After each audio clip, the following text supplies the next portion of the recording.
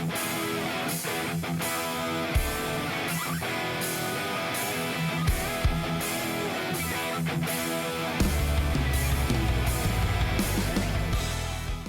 welcome back to the Ultra Running Guys. You got Jeremy Reynolds and Jeff Winchester of the Ultra Running Guys. And the reason that we're here is to help you take your next step in your ultra running journey.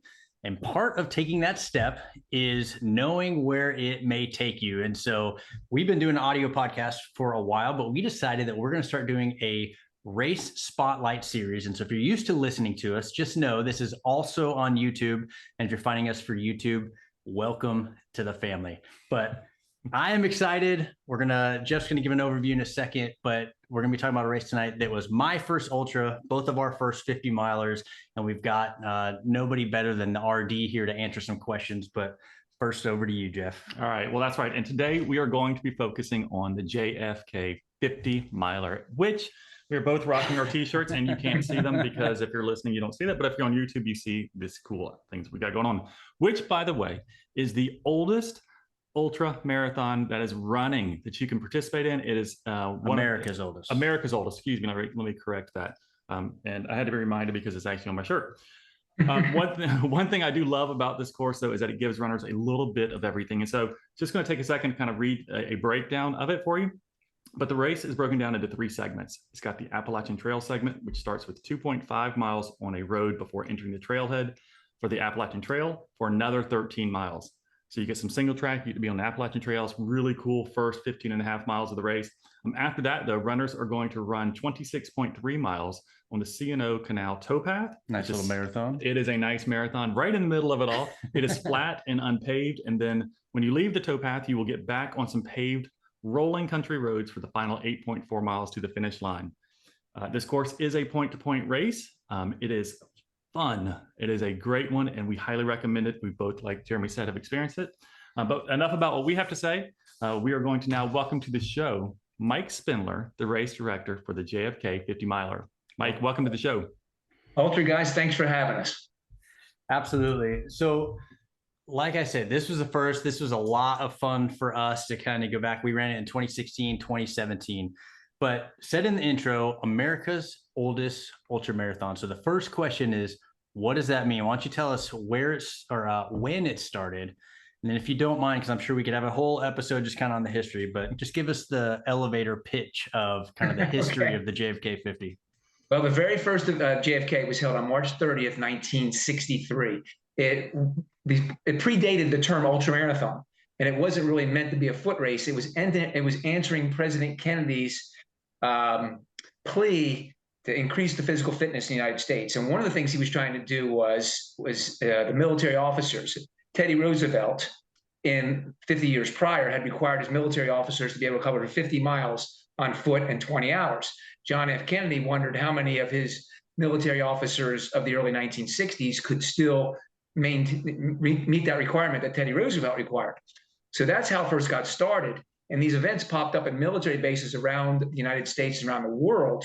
And also Life magazine did a story about them, and the general public got interested. So it was almost, in 1963, there was 2 major fads in the United States. One was hula hoop, and the other one was 50-mile hikes. And this one in Washington County was organized by a gentleman by the name of William Buzz Sawyer, who was a world-class runner, an All-American at North Carolina State. And he had a track club here in Washington County called the Cumberland Valley Athletic Club. And the athletes he coached, high school boys, said, hey, coach, maybe we could put together one of these 50-mile challenge events here. So Buzz laid out a course that you guys went over he was very concerned on it being off-road as much as possible. So he utilized 2 amazing resources that cut through Washington County. One is the Appalachian Trail, and one is the C&O Canal towpath. So 30 plus miles of the course were on those 2 venues. And then he had a little stretch on the road to begin with and a little stretch on the road. And that's how the course got started. But it really didn't evolve into a foot race until the late 1960s. The first 5 editions were basically a hike to answer Kennedy's challenge. And by 1964, as those of us remember history, Kennedy was assassinated in November of 1963. And most of these events held around the military bases around the world and around the United States were never held again. The one in Washington County was held again because the athletes that Buzz coached asked them to do it again. And they renamed it in 64, the JFK, not challenge, but the JFK 50-mile memorial. So it fed from that. But by almost like the Kennedy space race, it was like, yeah, we're going to get into space at first. Then we're going to, do a once around the Earth. Then we're going to go put a man on the moon. The JFK was very similar in that people were finishing it and then was like, well, how fast can we finish it? Right. And it was, they had a 16-hour time limit. Of course, Buzz took the 20 hours that Roosevelt and Kennedy allowed and pared it down to 16 hours. And then by 1969, he pared it down to 15 hours. And then in 1974, he cut it down to 14 hours. But the finishing times, and then they started calling them winning times because then people were wearing numbers. So by the end of the 60s, it wasn't just guys with clipboards seeing if they could finish this hike. It was a foot race. 1968, Leo Henry was a local legend in this area. He became the first solo winner. Up until that time, the first 5 editions, there would be 2 or 3 or 4 people across the finish line together. Times are recorded, awards were given, medals if you finished the 50 miles. But that's how it gravitated into a foot race. And by the early 1970s, it was an atmosphere. A writer once described it as, you were in Boonesboro on the start of the JFK in 1973. There was nothing else going on in the world. On March 31st, 1973. The event was held in the spring until 1974, and then Buzz switched to the fall. He thought he would get better weather by doing that. But on March 31st, 1973, there was 1,724 starters in Boonesboro. A guy by the name of Max White, who had finished 18th place in the Olympic marathon trials just months before, was on the starting line. Other world-class runners to try to win this. It was the largest foot race, not the largest ultra. It was the largest foot race held in the United States in 1973. That's amazing. That's crazy. This guy who was 18th place in the Olympic trials comes and does the unthinkable. He runs 5 hours, 55 minutes, and 30 seconds and smashes this unthinkable barrier when just a few years earlier, the winning time was 10 hours. So that's how it turned into this, from a hike and to answer JFK's call to fitness, to this foot race that predated the term ultramarathon. It was always just a foot race. And at that point in the early 70s, there wasn't that many races to go to. The JFK was bigger than the Boston Marathon. It was bigger than Bay of Breakers. And people were just looking for foot races. And hey, they didn't have any knowledge of the sport. A few months earlier, Frank Shorter won the Olympic gold medal and the running boom was started. So people were looking for foot races of any kind. So the finishing rate back then was only about 1 in 4. And that was because people were jumping into this way before they were prepared. But when Buzz switched to the event from the spring, the last time it was held in the spring was 74, and he switched to the fall in 75, then the finishers rate started going way north of 50%, 60%, 70%, 90%, because the people were much better prepared. Time had gone on. They knew what they were getting into, at this point. I am just shocked at your ability to grasp every one of those details from the beginning like that. That's quite impressive. And your energy and love for the race just comes out. And it's really cool to see. Well, the three of us, not to interrupt you, but the three of us have something in common, that the JFK was my first 50-miler as well. When I was 12 years old in 1971. That's so cool. When you were 12? I had a brother who, my family was very spread out. There was 17 and plus years between the youngest and the oldest.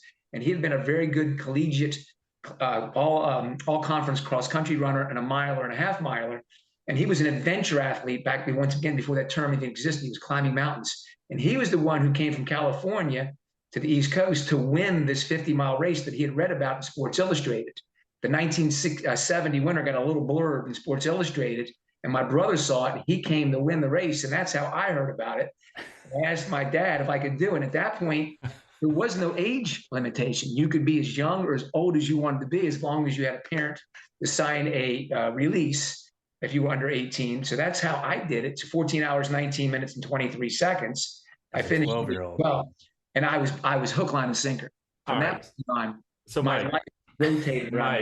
Mike, I'm going to interrupt you because everybody listening has got all the reasons in the world that they sometimes think they can't finish 50-miler. But now you have put them up against a 12-year-old. So good job on that. And they have no excuses. A pair of Converse All-Stars and a pair of gray sweatpants and a gray sweatshirt. There you go. I have the number back in my bedroom. What's funny is my first time running that, I came up next to a guy in Converse. He said, I got 5,000 miles on these babies. If you went back to the early 70s, over half the field were wearing Converse All-Stars. That was the shoe everybody was using until Max White showed up in a pair of, and our sponsor is Brooks, and I hope I don't get Brooks mad at us. But Brooks, the first major running event won in a pair of Nike shoes was Max White winning the 1973 JFK. He got those shoes. Nike shoes were given to all the Olympic trials qualifiers in 1972. And many people claim it's John Anderson who won the Boston Marathon in 1973, but that was 16 days after Max White won the JFK in a pair of Nike prototype shoes. Wow. So he wasn't wearing Chucks that day, but if he was wearing Brooks, he would have ran 10 minutes faster. That's right. Get that in there. Well, here's the deal. So I will say there's so much. So we had Davey Crockett on the show for Ultra Running History. He did a great episode. It's episode 90. So if you're fascinated by some of the history you just heard, I would highly recommend going to check that out. You mentioned, some of these high-end runners coming. 2016, that was the year that Jim Walmsley set a record. We were there to kind of witness that. Then we recently had, well, we were there. Right? I was 4 hours back on the course, but we recently had Hayden Hawks, who I know also came out and, crushed a record as well. But what is it? So obviously the race has been around a long time. There's a lot of history. What do you think keeps people coming back? And if somebody hasn't run it, why should somebody come run this race? When I was growing up and fell in love with running, there was two races that I just lived for. And that was JFK and it was Boston Marathon. And I thought there was a lot of similarities. We're the oldest ultra in the United States. Boston's the oldest marathon. And when you go to the Boston Marathon, I can remember going there the first time and driving the course, and I was thinking of Big Bikila feet are going to be on the same road that my feet were on. Frank Shorter, Bill Rogers, all these great heroes. And it's the same way with the JFK when you come. It's Max White from 1973, the first man to break 6 hours. And he was the best ultra. He was second place at the London and Brighton race, which is at that time the unofficial world championships. And you get to go on the same course that all these greats that went in the decades prior to you. You get to challenge yourself against them, against their ghosts, against their watches, at their times on the same course. That's part of it. Also, the Kennedy flavor, and that this was Kennedy trying to bring the country back to fitness. Kennedy was very, very concerned, not about how we looked on the beach, but about national security. It was like the Russians' general population was much fitter than the U.S. was. And he was trying to flip that because he was concerned that we were going to lose the Cold War because of our, and the JFK became part of that.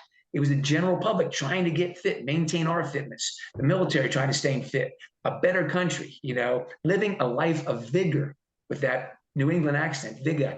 And that's what the JFK became. And it's still the same way people will come in. And the Kennedy family's been involved with the race, the Roosevelt family, because it was the Roosevelt challenge.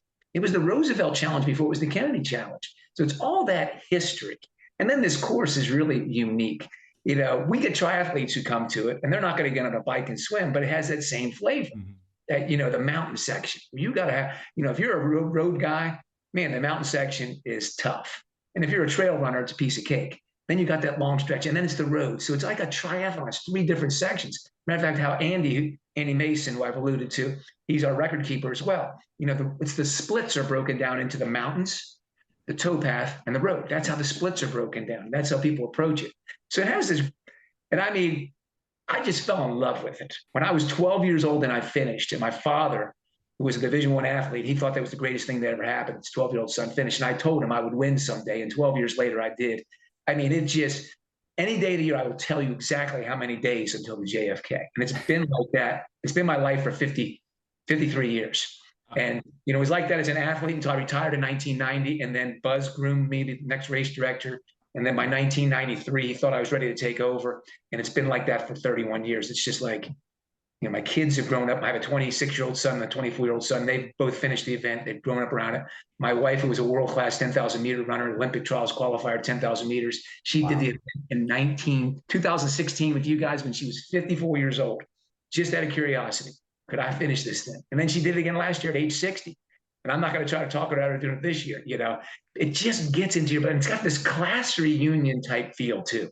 When you're standing down there in Boonesboro and there's 1,000+ people and they're doing the countdown, you look like, it's not so much you want to kick the butt of the person next to you because they're probably going to help you through at some point. They're probably going to help you through the Appalachian Trail when it gets tough there in the last couple hours. But it's just this, and I wish I knew who the writer was, but I think it was 73 when they said it had a sense that nothing else in the world was going on that day except this. And for the people who get there, they understand. Maybe they don't understand and they think I'm a BSer. Once you get down, then you stand in Boonesboro, and that they start, Ken Racine, our timer, starts counting it down 1 minute, and then they count down until the gun goes off. I get goosebumps just thinking about it. You are the right guy for the job. No kidding. I don't think they're going to think you're just BSing them. I think you are inspiring them and motivating them to just like sign up. But that there becomes a risk for a lot of us, right? What do you think that runners that get motivated to run this race, they decide that, Mike has just like crushed them with inspiration. They cannot wait to do it. And they're going to sign up, and the race is in November of this year, and there's still spaces, and they're like, I'm going to do it. But what do you think they typically will do? What do you think they will typically underestimate about your race? If they're road people, and we have a reputation for getting a lot of people, this is their first ultra. They don't do a 50K, and we're not trying to talk them out of it, but they come to the JFK, their first ultra, something beyond the marathon. It's a very generous 13-hour time. The aid stations are fantastic. Most road people kind of underestimate the first 15 and a half miles of that Appalachian Trail. It's vastly different from any high school cross-country race you might have ran, any road event, obviously, you've been in.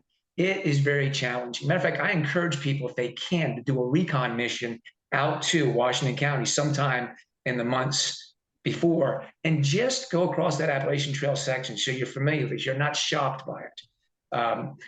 That's probably the biggest thing there. Because I always tell people, and then I always tell them, and I don't really coach per se JFK people, I advise a few, but nobody is successful by doing the first 15 miles too fast. You're much better off approaching that first third of the event as a warm-up. Get through it, beat the time cutoffs, don't cut it too close, but come through there unscathed. And we kind of joke about it, but we've had a lot of broken fingers, a lot of broken teeth by people who fall on the Appalachian Trail. That's probably the most common two injuries, is dental work and then broken fingers from trying to catch yourself when you fall forward. So don't get in there. We get people with too intense. So we know how that is in a marathon. You're checking splits from the first couple of miles. JFK is not like that. Let a little time go by. And then you're going to, once you get down the towpath, you can get a nice rhythm going because it's a flat dirt path. It's very similar to the old dirt tracks that preceded the synthetic surfaces that came out in the late 1960s, early 1970s. So you have, and then the last road section, it rolls, but you're almost glad to have a hill at that point, after doing the flat toe. No. I wasn't. I live on the East Coast, so it's flat where I'm at. I'm like, this is bad. These are mountains. They're not. They're rolling hills. But I tell you, we've got some really great social media groups. I go in there and I watch, and people have done the JFK for years and for decades will be there, answer questions for these first-time people. What do you suggest? How should I wear? What shoes? Should I wear trail shoes? Should I change shoes? And I just watch it, and it's great, and it's great advice. And I read through this stuff, and every once in a while, if they do get advice that I kind of disagree with, I'll chime in with a direct message to them and say, that's how. There's no right way, no wrong way, but a little different. And, but it's very rare. Usually the information you get on these JFK social media sites, on Facebook and so forth, are very, very helpful. Very helpful. That's huge. So if you're listening, I would highly recommend, if you're looking at the race, plug into that. I will say from experience. So it's funny, my experience the first time was I loved the first 15 miles. I actually thought, hey, this is great. Once I get onto the towpath, I'm really going to zoom. The first 15 miles didn't come hard, but once I got on the flat towpath, I realized just how much it wore me out. That you use different muscles. So if you're listening, I would heed that advice, plan for the first, 15, 16 miles, just because it is going to be different, especially if you're a road runner. So I think it's pretty advice. Technical. Yeah. I remember there's parts of it that you're running on rocks that are sometimes covered with leaves and everything like that. And I just remember my feet the first time I ran just hurting so much on the bottom of it because I just wasn't used to running on that type of surface, even though I run on roads.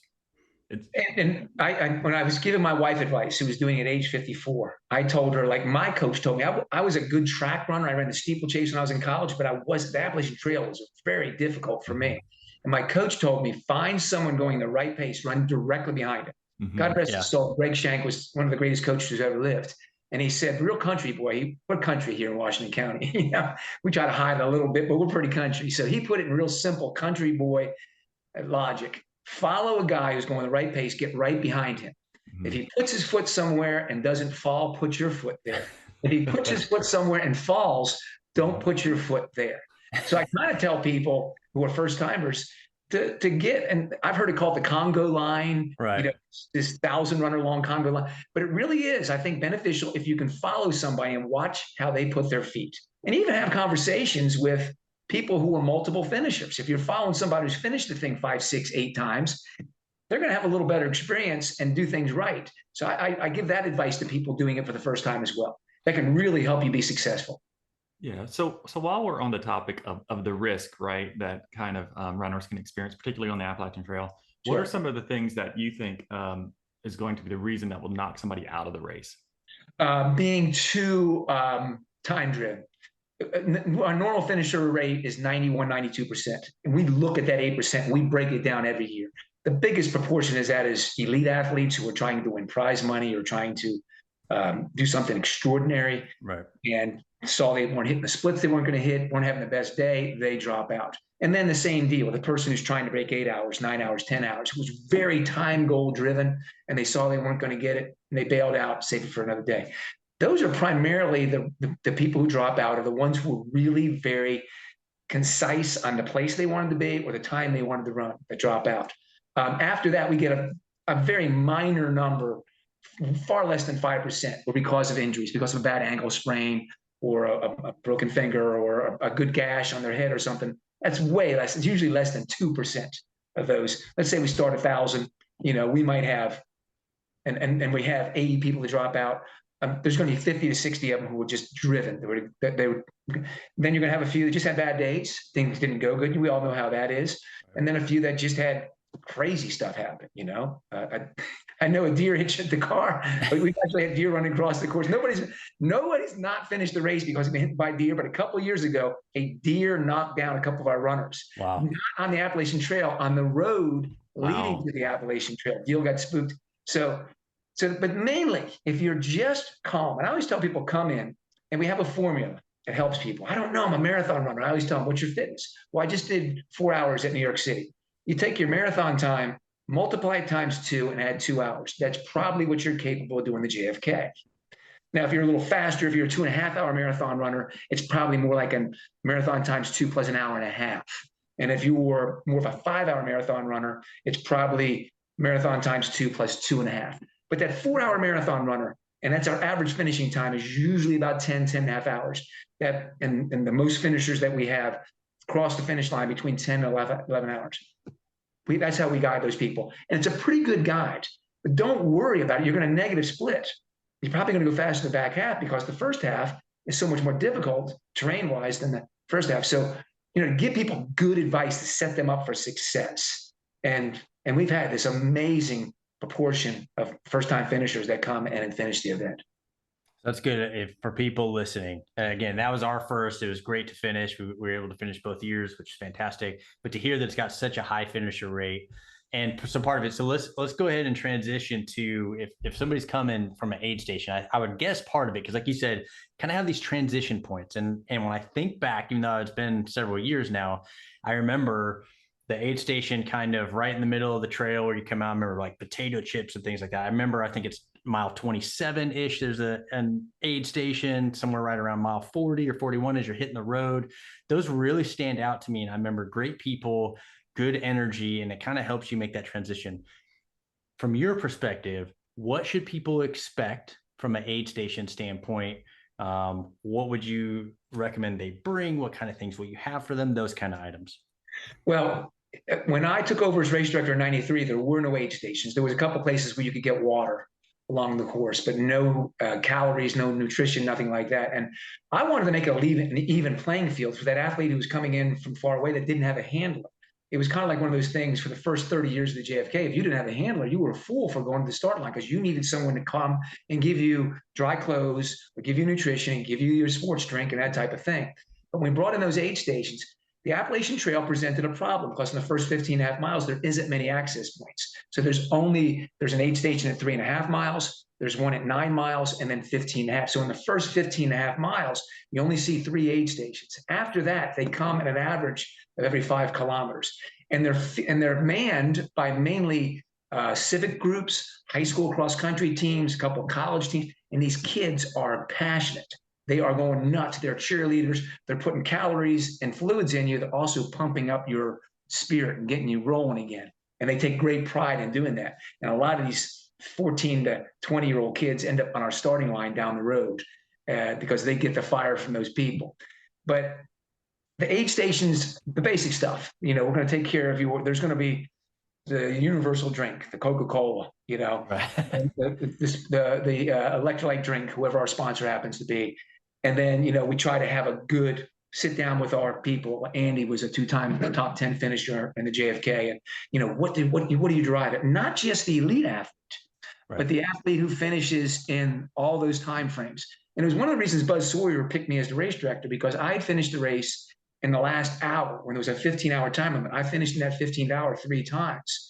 And then when I got good coaching and 40,000 miles later, I ended up winning the race. I was under 6 hours. Wow. So I had a perspective of the whole thing and from all different things. What does that elite athlete need? And what does that person need that's trying in the dark, going through great discomfort? What do they need? So the aid stations have just about everything you can imagine. And then the aid stations, we'll give them what we provide, and then they'll ask our permission. But there's an aid station 38 miles, they serve red velvet cake.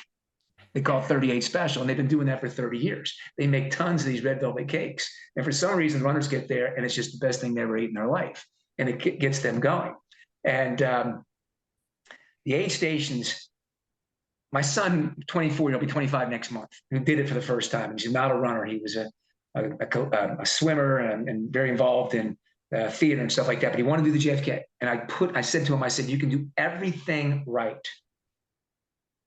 but your brain is going to tell you at some point, like your hand does, when you put your hand on the stove, don't do this anymore. Okay. You should stop doing this. You have to be able to take that part, that logical part of your brain. For the people who's not really an athlete who's gravitated from the marathons, and that person who gets it, I got to do the JFK. I got to do the JFK. And we get a lot of those people. One of our sponsors has finished the race 21 times. He's never done any other race, the JFK. And we had to show him how to pin a number on when he did it. So in their mind, we tell those people, you're going to come to a point of crisis where your brain is going to have an argument, either in the logical part and the part that really wants that finisher's medal and really wants your name and results on the website for all of eternity. And that's going to come. And I told my son, I said, it's going to come. But I said, I'm going to tell you, you're going to wake up and you're going to get out of your bed this morning, and when the day's over, you're going to get back into your bed. Keep telling yourself that, even though it's going to seem like the longest day of your life. And he finished in 12 hours, and I think he had 20 couple minutes to spare. And he's right. He says, you're right. Now, his mom lied to him. Mom said, oh, you're going to have so much fun. You're going to meet people from all over the world. And he did. And he had that kind of fun. But you're going to have those moments of crises where you got to really kind of, dig down deep, have you got guts, or just, as I tell people, you got to have this. You got to convince the lot, even though you get people in their PhDs, we've got doctors, lawyers, really, really brilliant people, for a short period of time, you got to convince that logical part of your brain to shut up for a while. Well, I'm going to give a quick pro tip, even though I'm not a pro by any stretch of the imagination. But just a tip from somebody who's run it twice. The first year I actually ran it for about 2.5 miles longer than the second time. Both times was the right distance of 50 miles. But the thing that you can do, since it's a point-to-point race, if you ignore the idea of that you're supposed to move to the right because that's where the slow runners are, if you stay to the left and you run the tangent, because it's a huge arc, right? All over the entire course. It's a horseshoe shape. Yeah. Right. It's a horseshoe. And if you stay on the left side, you will run the 50 miles. If you stay on the right side most of the race, you're going to add a couple extra miles on your run, and you're going to be very confused why nothing is measuring the right way. That's what you need to know. You're welcome. That's really good, because people will come to us every year and say, my Garmin gave me this. And just like you said, if you could cut the tangents, Buzz Sawyer, it wasn't 50.2 miles because of mistake. He wanted to make sure he got it right. Mm-hmm. So it's 50 miles, 352 yards, 50.2 miles. If you cut every tangent perfectly, which is almost impossible to do. If you're in an airplane going over the towpath, the river goes back and forth like this. It doesn't go straight. You think you're going straight, but it's constantly turning. And we measure it at each one of those, cutting the tangent perfect, each river bend. I feel like it was a huge arc that I stayed on. I just go to the left, just go to the left. But I did. I ran the tangents the entire time. I would go back to each side.